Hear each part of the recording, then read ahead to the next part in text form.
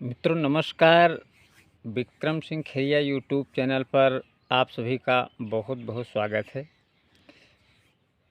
यदि आप लोग परीक्षा की तैयारी कर रहे हैं, यूपी बोर्ड की परीक्षा, चाहे वो 10th की क्लास की हो चाहे 12th की क्लास की हो, देना चाहते हैं और आपने इंग्लिश विषय ले रखा है तो ये वीडियो ज़रूर देख लें। इस वीडियो में आपको कुछ जो इंग्लिश की ग्रामर से active voice to passive voice change करने के लिए आता है, उसके कुछ हम शॉर्ट कट वेज बताएंगे ताकि आपको आसानी से समझ में आ जाए, ज़्यादा रटना ना पड़े। और एक बात का ध्यान रखें, इसी तरह के सेंटेंस पूछे जाते हैं। तो आइए देखिए, हम आपको समझाने की कोशिश कर रहे हैं। दिया है, योर इंटेलिजेंस सरप्राइज्ड मी। आप लोग जानते हैं कि जब पैसिव एक्टिव से पैसिव में बदला जाता है तो क्या होता है। यहाँ पर देख लीजिए, मी जो दिया गया है, एक यहाँ पर ऑब्जेक्ट है, ऑब्जेक्ट को सब्जेक्ट बना दिया जाता है, ये आप लोग भली भांति जानते हैं। मी जब ऑब्जेक्ट से सब्जेक्ट में बदलेगा तो ये मी आई हो जाएगा। यहाँ पर सरप्राइज दिया गया है, ये वर्ब है और ये सेकंड फॉर्म है। सेकंड फॉर्म पास्ट इंडेफिनिट में होता है और उस पास्ट इंडेफिनिट को हम सिंपल पास्ट में बदलते हैं। सिंपल पास्ट में या तो वाज या तो वेयर चलता है, आई के साथ वाज रहता है, इसलिए आई वाज। यहाँ आई कहाँ से आया, ये ऑब्जेक्ट जो मी है इसको हमने सब्जेक्ट बनाया और यहाँ पर आई रख दिया। और ये वाज कहाँ से आया, ये सेकंड फॉर्म है और सेकंड फॉर्म यानी पास्ट इंडेफिनिट है, इसको सिंपल पास्ट में लाते हैं, इस तरीके से वाज्ड हो गया। आई वाज्ड थर्ड फॉर्म, ये आई सब्जेक्ट हो गया कर्ता, वाज ये हेल्पिंग वर्ब हो गया। इसके बाद मेन वर्ब का थर्ड फॉर्म, यहाँ पर मेन वर्ब था इसलिए इसका थर्ड फॉर्म लिखा गया है, एट योर इंटेलिजेंस। इस तरीके से दूसरा देख लेते हैं, हिज सक्सेस एस्टोनिश्ड अस। देखिए उसी तरीके से यहाँ पर जो अस लिखा हुआ है, अस अस एक ऑब्जेक्ट है यानी कर्म है, इसको जब हम सब्जेक्ट बनाएंगे तो अस का वी हो जाता है, तो यहाँ पर वी हो गया। यहाँ पर देख सकते हैं ये सेकंड फॉर्म है, ये मेन वर्ब का सेकंड फॉर्म है यानी पास्ट इंडेफिनिट है, इसको हम सिंपल में लाएंगे तो वेयर हो जाएगा। यहाँ पर तो बी वेयर, वी के साथ क्योंकि वेयर का प्रयोग किया जाता है। ये थर्ड फॉर्म, सेकंड फॉर्म और थर्ड फॉर्म एक जैसा चलता है, तो सेकंड फॉर्म के बाद यहाँ पर माफ़ करें, यहाँ पर मेन हेल्पिंग वर्ब के बाद मेन वर्ब का second form.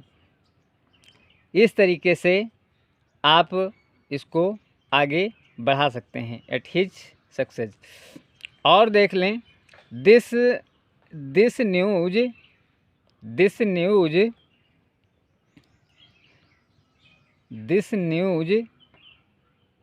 Around his father. तो देखिए यहाँ पर हिज फादर ये एक ऑब्जेक्ट है, हिज फादर एक ऑब्जेक्ट है, तो ये ऑब्जेक्ट है, इसको हम सब्जेक्ट लाएंगे। यहाँ पर सेकंड फॉर्म है इसलिए इसको सिंपल पास्ट में बदलेंगे और वाज, और इस तरीके से ये बदलता है। आगे देखिए, एवरीबॉडी नोज गांधी जी। अब यहाँ पर गांधी जी ऑब्जेक्ट हैं, लेकिन इसमें किया क्या जाता है, बार बार हम रिपीट करते चलें, ऑब्जेक्ट को सब्जेक्ट और सब्जेक्ट को ऑब्जेक्ट कर दिया जाए। जैसे यहाँ पर ये सब्जेक्ट है, अब ये सब्जेक्ट यहाँ पर ऑब्जेक्ट के स्थान पर आ गया है। यहाँ पर ये ऑब्जेक्ट है, ये उठ करके सब्जेक्ट यानी कर्ता के स्थान पर आ गया है। तो गांधी जी यहाँ पर ऑब्जेक्ट था पहले से, अब हम इसको सब्जेक्ट बनाएंगे। ये नोज मतलब एवरीबॉडी नोज मतलब एवरीबॉडी प्रत्येक व्यक्ति जो है नोज जानता है गांधी जी के विषय में। तो यहाँ पर यस या ई एस है, KNOW नो मीन्स जानना होता है। यहाँ पर यस या ई एस यानी प्रेजेंट इन डिफिनिट टेंस है। तो इस डिफिनिट टेंस वाले को सिंपल प्रेजेंट में लाएंगे। सिंपल प्रेजेंट में इजार यम होता है। गांधी जी एक वचनकर्ता बन गया है, इसलिए यहाँ पर इज होगा। इसका थर्ड फॉर्म नो का थर्ड फॉर्म नोन ऐसे होगा टू एवरीबॉडी। यहाँ पर टू का प्रयोग करके हम पैसिव को बदल देते हैं। आइए देखिए, ही बिल आबलिज मी।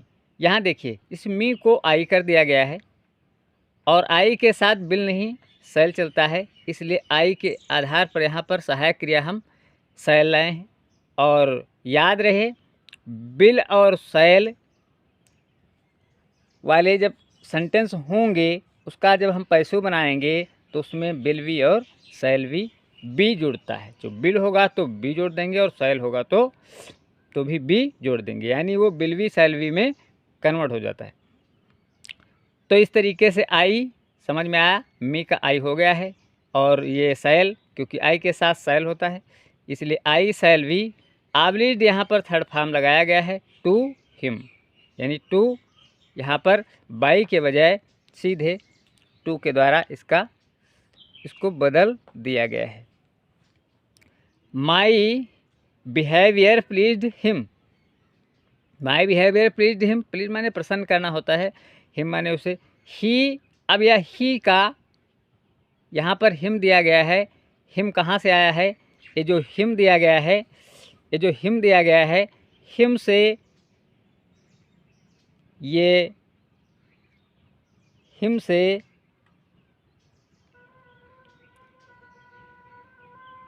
ये ही का हिम हो गया है, ही का हिम हो गया है, मी का आई हो गया है। ऐसा पहले बता चुके हैं। माई बिहेवियर प्लीज्ड हिम, अब यहाँ पर देखें ये जो हिम दिया गया है, हिम से ही हो जाएगा।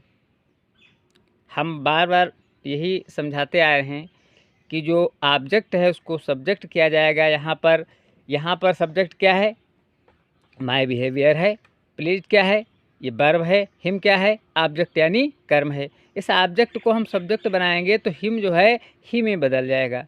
जैसे कि हिम होता है, ही का हिम हो जाता है तो ही हिम का ही हो जाएगा, सी का हर हो जाता है तो हर का सी हो जाएगा, दे का देम हो जाता है। इस तरीके से आप लोगों ने पढ़ा होगा।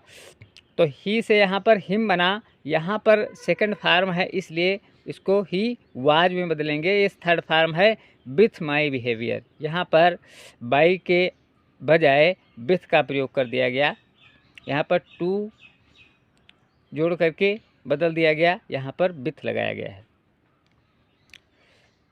आइए देखें, यूर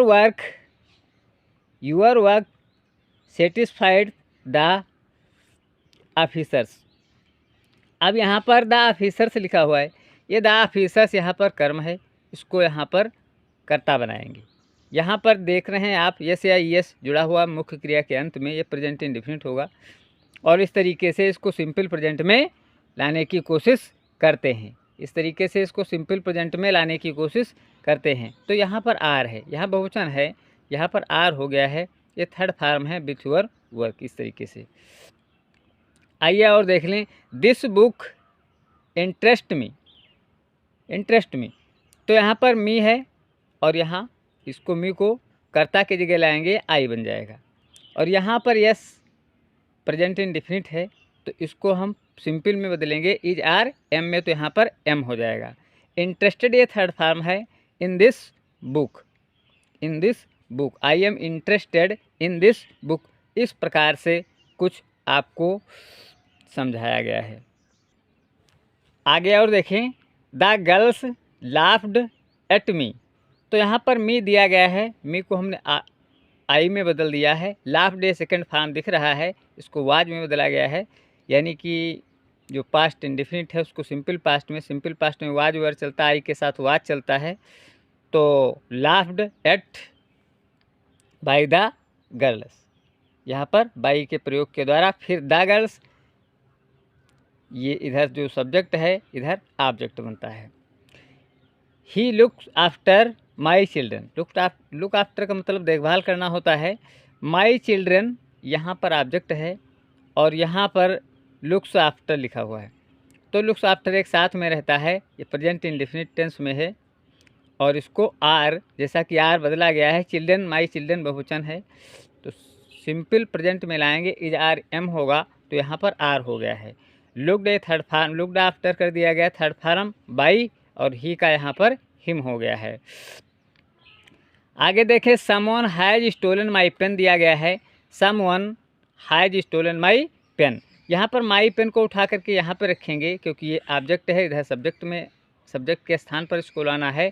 माई पेन हैज, हम बता दें आपको, हैज हैव हैड जब दिया होगा उसको पैसों में बदलेंगे तो उसमें बीन जोड़ देंगे। हैज है तो हैज बीन कर देंगे, हैड है तो हैड बीन, जैसा कि कर्ता के अनुसार प्रयुक्त होने वाला होगा उसको हम उसमें बीन लगा देंगे और पैसों हमारा बदल जाएगा। और थर्ड फार्म में तो लिखा ही होता है पहले से, इसमें बहुत आसान बात ये है, बढ़िया बात ये है कि पहले से ये थर्ड फार्म लिखा होता है। तो थर्ड फार्म इसका नहीं ढूंढना है हमें। स्टोलन माई पेन, स्टील का थर्ड फार्म स्टोलन है, स्टील का मीन्स, स्टील मीन्स चुराना होता है। तो someone has stolen my pen, तो ये माई पेन को यहाँ कर्ता के स्थान पर लाए हैं। हैज तो रहेगा ही क्योंकि एक वचन है, और बीन जोड़ देंगे, ठीक, हैज बीन स्टोलन। आगे कुछ नहीं लिखते हैं तो कोई बात नहीं, ऐसे ही चलता है। People speak English all over the word, तो देख लीजिए, all over the word people speak English, तो यहाँ पर इंग्लिश जो है एक सब्जेक्ट ऑब्जेक्ट है, तो इंग्लिश यहाँ स्पीक, पीपुल बहुवचन है इसलिए इसमें ऐसे इस नहीं जुड़ा है, बहुवचन के साथ में मेन वर्ब का फर्स्ट फॉर्म होता है, तो वहाँ पर प्रेजेंट इंडेफिनिट होता है, इसलिए सिंपल में बदलेंगे इसको। तो English is spoken all over the word, ऐसे बदल गया। आप लोगों की समझ में आ रहा होगा कि कर्ता को कर्म को कर्ता बनाकर और हेल्पिंग वर्ब के स्थान पर उसको प्रयोग करके इस तरीके से एक्टिव से पैसिव में बदला जाता है।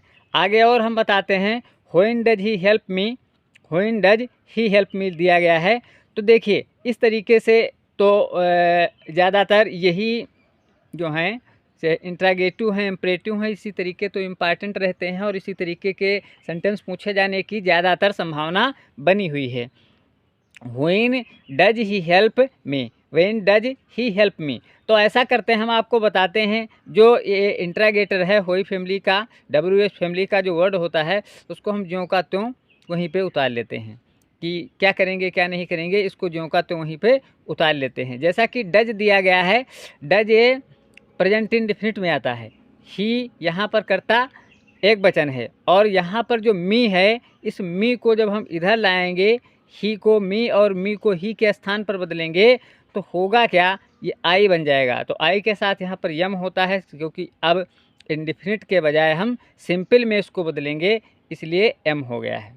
बात समझ में आई? ना समझ में आई हो तो फिर से बता दूं कि यहाँ पर पहले हमने मी को आई में ऐसे कर लिया, फिर हम देखेंगे कि अब सिंपल प्रेजेंट के अनुसार यहाँ पर हमारी हेल्पिंग वर्ब कौन सी बन रही है। तो सिंपल प्रेजेंट में आई के साथ में यम, इज आर एम, तीन ही उसकी हेल्पिंग वर्ब सहायक क्रियाएं होती हैं, तो यहाँ पर एम हो गया।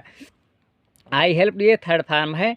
बाई, थर्ड फॉर्म के बाद बाई लगा दिया जाता है जुड़ने के लिए, और ही का यहाँ पर हिम हो गया। आपने देखा जैसा कि ये प्रश्नवाचक बना हुआ था और प्रश्नवाचक अभी बना हुआ है, तो इस बात का ध्यान रखें, उसके प्रश्नवाचक को नहीं हटाते हैं पैसिव बनाने में।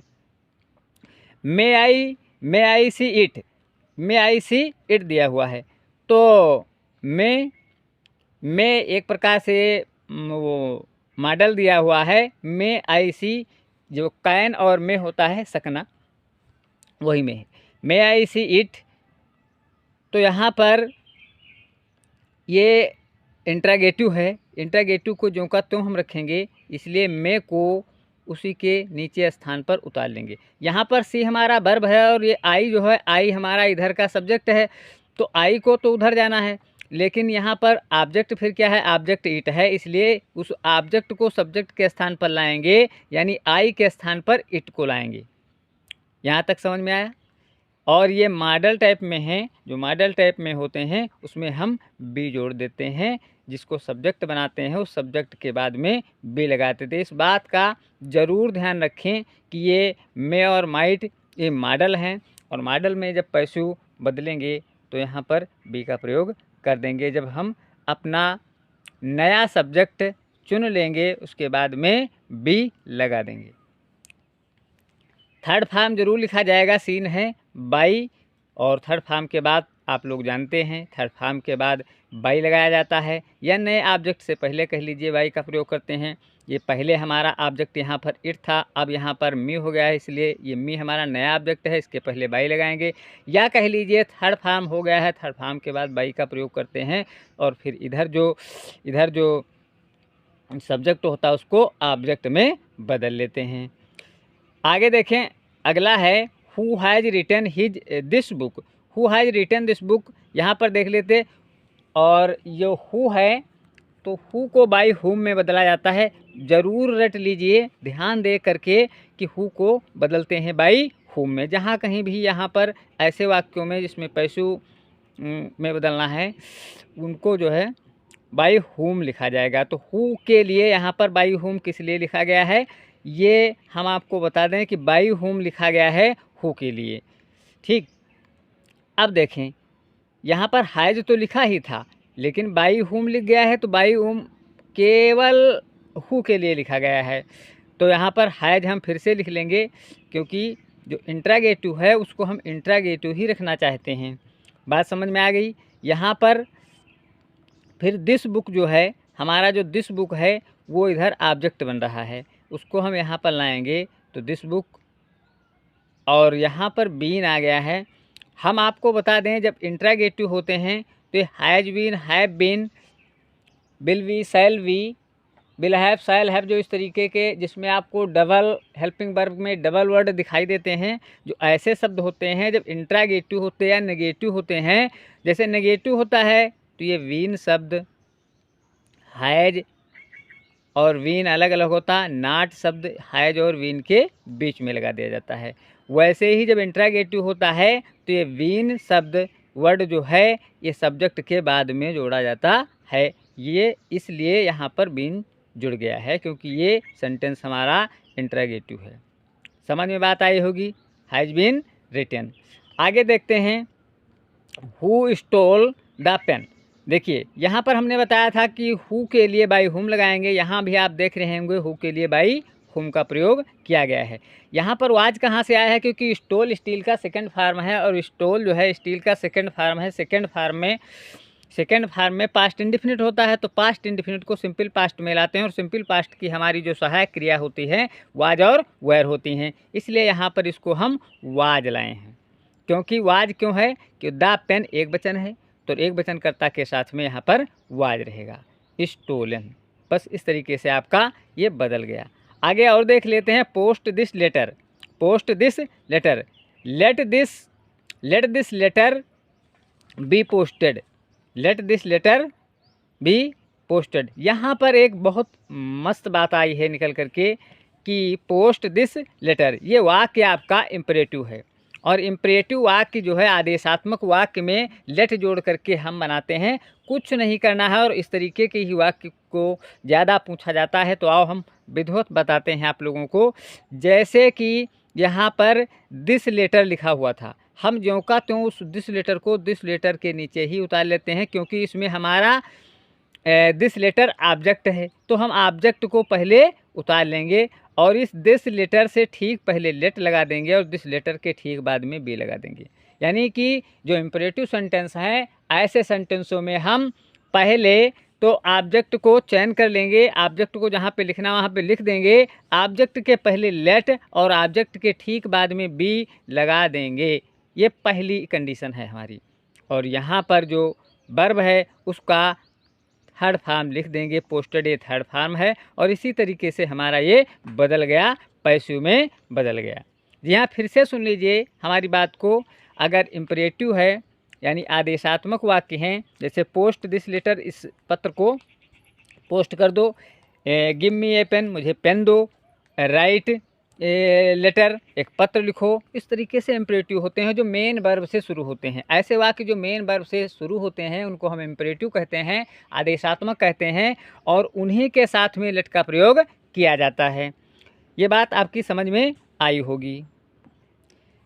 जैसे यहाँ पर आप देख पा रहे हैं tell him to wait, tell him to wait. यहाँ पर टेल वर्ब है, यहाँ वर्ब से शुरू हुआ है, तो यहाँ पर हम देखते हैं हिम यहाँ पर ऑब्जेक्ट है, तो हिम पहले लिख लेते हैं, हिम लिख लिया, और हिम से ठीक पहले लेट और ठीक बाद में बी लगा दिया, आगे जो कोई टू वेट के साथ इसको जोड़ दिया, बन गया। बात आपकी समझ में आई होगी। जो इम्परेटिव सेंटेंस हैं उनका वाक्य बनाना बेहद आसान है, बस ध्यान रखने की बात है।